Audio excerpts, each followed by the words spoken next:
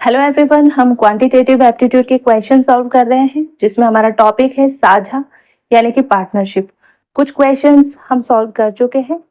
आज एक नया क्वेश्चन देखते हैं, स्टार्ट करते हैं। देखिए क्वेश्चन है, एबीसी ने मिलकर एक व्यापार आरंभ किया। कुल पूंजी का 1/3 भाग 1/3 भाग ए ने लगाया तथा बी ने उतनी पूंजी लगाई जितनी ए तथा सी ने मिलकर लगाई। ठीक है, वर्ष के अंत में 23,520 रुपए के लाभ में सी का भाग कितना होगा। तो देखिए, अभी तक हमने जितने भी क्वेश्चन सॉल्व किए उनमें या तो ऐसा था कि एबीसी ने जितनी पूंजी लगाई तो डायरेक्ट पूंजी हमको गिवन थी, या फिर कुछ क्वेश्चन हमने देखे जिसमें अनुपात दिया था। बट इस क्वेश्चन में ना तो डायरेक्टली पूंजी दी है ना अनुपात दिया है। ए का तो बता दिया कि 1/3 है, लेकिन बी ने इतना बताया, बी के लिए बताया है कि ए और सी ने जितनी मिला के लगाई है उतनी अकेले बी ने लगाई, बट सी का भाग अभी भी हमको नहीं पता। तो इस क्वेश्चन में ट्रिक बस इतनी है कि हमको सी का भाग निकालना है कितना है और बी का भाग निकालना है कितना। तो अनुपात हम निकाल लेंगे और उसके बाद ही क्वेश्चन इजीली सॉल्व हो जाएगा। तो स्टार्ट करते हैं। ठीक है, हल। कुल पूंजी दी है, नहीं दी है ना, और कुल पूंजी का 1/3 भाग ए ने लगाया है ना। तो माना कुल पूंजी x रुपए है, मान सकते हैं ए का भाग या ए की पूंजी जितनी ए ने पूंजी लगाई वो कितना भाग होगा, x/3, क्योंकि कुल पूंजी का 1/3 भाग लगाया रुपए। बी का भाग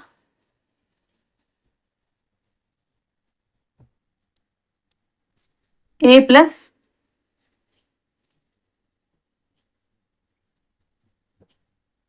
यानी एक बी की पूंजी कितनी है, जितनी ए और सी ने मिलकर लगाई, बट सी की पूंजी क्या है ये तो ज्ञात करना है। तो स्टार्ट करते हैं, हम ऐसा कर लेते हैं, है ना। माना कैपिटल सी की पूंजी, मान लिया सी स्मॉल सी है, ठीक है, यहाँ पर हम स्मॉल सी मान लेते हैं रुपए। ठीक है, तो देखो ए की कुल कितनी पूंजी है, x/3, ठीक, कुल पूंजी का x/3 भाग। बी की पूंजी कितनी है, ए की पूंजी प्लस सी की पूंजी, तो ए की पूंजी कितनी है x+3 और सी की पूंजी कितनी हमने मान ली स्मॉल सी। ठीक है, तो बी की पूंजी कितनी है, इतनी। बी की पूंजी कितनी होगी, x/3 प्लस स्मॉल सी, यानी ए और सी की पूंजी मिलाकर बी की पूंजी है। और कैपिटल ये सी की पूंजी कितनी होगी, स्मॉल सी हमने मान लिया है, और ये तीनों पूंजियां मिलाकर किसके बराबर होगी, कुल पूंजी के बराबर, जो कि x है। ठीक है, अब इनको सॉल्व करो तो ये कुल पूंजी के बराबर होगा। अब इनको सॉल्व करते हैं तो ये क्या होगा, हम ऐसा करें ये x/3 को इधर ले जाए और इनको सॉल्व करें। तो देखिए x/3 प्लस ये क्या होगा 3x प्लस 3c, इसका एलसीएम लिया तो plus c equal to x। ठीक है, इनका सबका एलसीएम लिया तो क्या हो जाएगा, ये 3, तो ये x plus 3c plus 3c equal to x, ऐसा हो जाएगा। इसको इधर ले जाएंगे और इनको ऐड कर लेंगे तो ये क्या होगा 2x plus 3c plus 3c क्या होगा 6c, और ये इधर चला जाएगा, इसका क्रॉस मल्टीप्लिकेशन होगा तो 3x।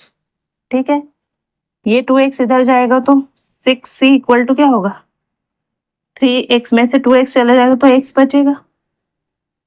ठीक है, हमको क्या निकालना है, c की वैल्यू, तो c की वैल्यू क्या होगी x/6, यानी कुल पूंजी का 1/6 भाग, ये क्या निकल गया हमारे पास x/6, c का मान निकल गया। ठीक है, हमने क्या किया, ए की पूंजी क्या है x/3, उसने बता दिया, गिवन है कुल पूंजी का 1/3, है ना, प्लस बी की पूंजी क्या बोली है उसने, ए और बी सी की पूंजी मिलाकर, एक्स की पूंजी तो क्या है, ए की पूंजी तो क्या है x/3, ठीक है। सी की पूंजी हमने स्मॉल सी मान ली, ये है, इसको मान लिया, यानी बी की पूंजी क्या है, x प्लस x/3 प्लस सी, और सी की पूंजी हमने मानी सी, सिर्फ सी। तो ये तीनों पूंजियां ऐड करेंगे तो कुल पूंजी के बराबर होगी, ए ने जो पूंजी लगाई, बी ने जो पूंजी लगाई और सी ने जो पूंजी लगाई, है ना। इसका सॉल्व किया, यहाँ एलसीएम लिया तो ये आया, इन तीनों का एलसीएम लिया तो नीचे 3 और ये इक्वल टू एक्स, ये दोनों एक्स जुड़ गए, 6 दोनों सी जुड़ गए, 2x plus 6c equal to 3x, है ना। ये क्या होगा, 6c होगा, ये इधर जाएगा तो x हो जाएगा, ये c बराबर क्या होगा, x/6, तो है ना। c की वैल्यू क्या होगी, x/6 रुपीज, हमने यहाँ लिख दिया c की वैल्यू।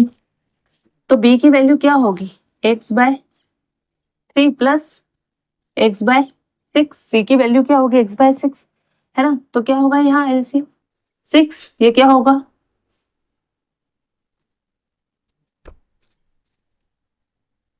प्लस x, एलसीएम लेंगे तो ये क्या होगा 3x/6 यानी x/2, ठीक है।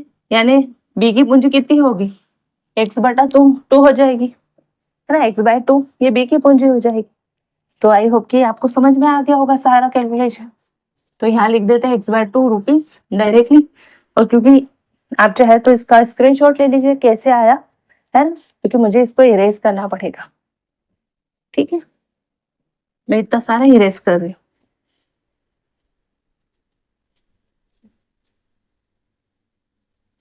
आप देखिए, हमारे पास x की पूंजी गिवन थी, हमको c की पूंजी भी मिल गई और b की पूंजी भी मिल गई, ठीक है ना। तो a b c की पूंजियों का अनुपात क्या होगा,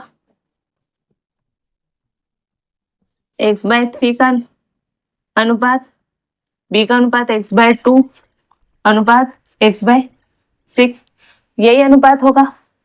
इसको अगर ये जो अंश और बटे हर के रूप में है ना, फ्रैक्शन में दिया है, हम इसको अगर इंटीजर वैल्यू में चेंज करना चाहेंगे तो क्या करेंगे, इसको एलसीएम लेंगे और ऊपर मल्टीप्लाई कर देंगे, तो इनका एलसीएम क्या होगा 6, ठीक है। एक्स एलसीएम 6 होगा और 6 का ऊपर मल्टीप्लाई कर दो,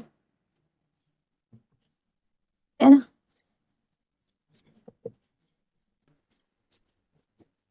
सॉरी 1,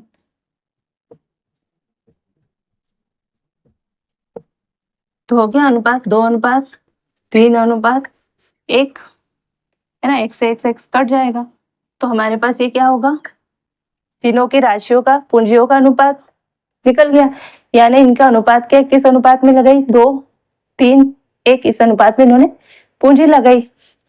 तो ये तीनों पूंजियों का या तीनों अनुपातों का योग क्या होगा, तीनों पदों का योग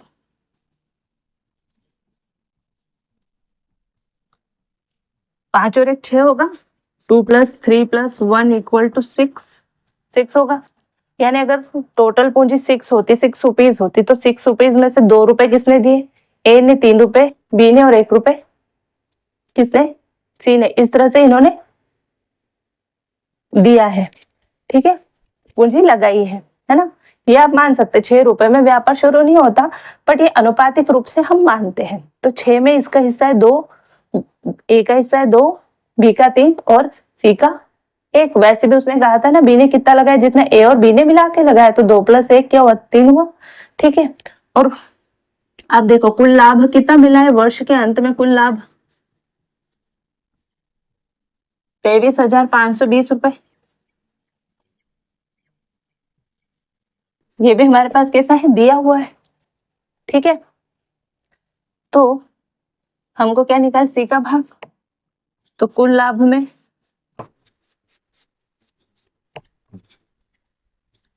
सी का भाग, यही फाइंड आउट करना है हमको, यही हमारा क्वेश्चन का आंसर होगा।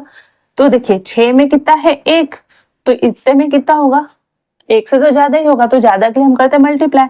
पर इसको करने का तरीका क्या होता है, 23,520 रुपए में 1/6, क्यों, क्योंकि 6 रुपए में 1 रुपए, तो इसमें कितना, तो इसको सॉल्व करेंगे तो क्या होगा, तो 6 × 18, 5, 6 × 54 1 6 दूनी 12 और 0, तो क्या 3,920 रुपए किसका भाग होगा? सी का। कुल लाभ जो है 23,520 रुपए, उसमें सी ने कितने रुपए सी को मिलेंगे? 3,920 रुपए। कम मिले क्योंकि उसने लगाए भी कम, 6 रुपए में ही 1 रुपए लगाया उसने, तो उसको इसी हिसाब से ये मिलेगा, क्योंकि बी ने 3 गुने लगाए उससे, बी ने कितने लगाए? दुगने लगाए, तो इससे दुगने पैसे किसको मिलेंगे?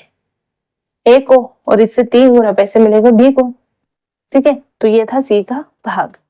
तो ये क्वेश्चन में ट्रिक कहाँ थी? बस सी का भाग निकालने में, सी का भाग निकल जाता है तो बी का भाग निकल जाएगा, और ए का भाग तो हमको दिया था। ठीक है, तो आई होप कि क्वेश्चन आपको बहुत अच्छा भी लगा होगा, बहुत अच्छे से समझ में आया होगा, है ना। मिलते हैं नेक्स्ट वीडियो में, जिसमें हम और 1-2 क्वेश्चन करेंगे, फिर हम उसके बाद नए टॉपिक को स्टार्ट करेंगे। तो वीडियो अच्छा लगे तो प्लीज चैनल को सब्सक्राइब कीजिए, वीडियो को लाइक कीजिए, अपने फ्रेंड सर्कल में शेयर कीजिए। मिलता है नेक्स्ट वीडियो में, तब तक के लिए जय हिंद, जय भारत। Thank you.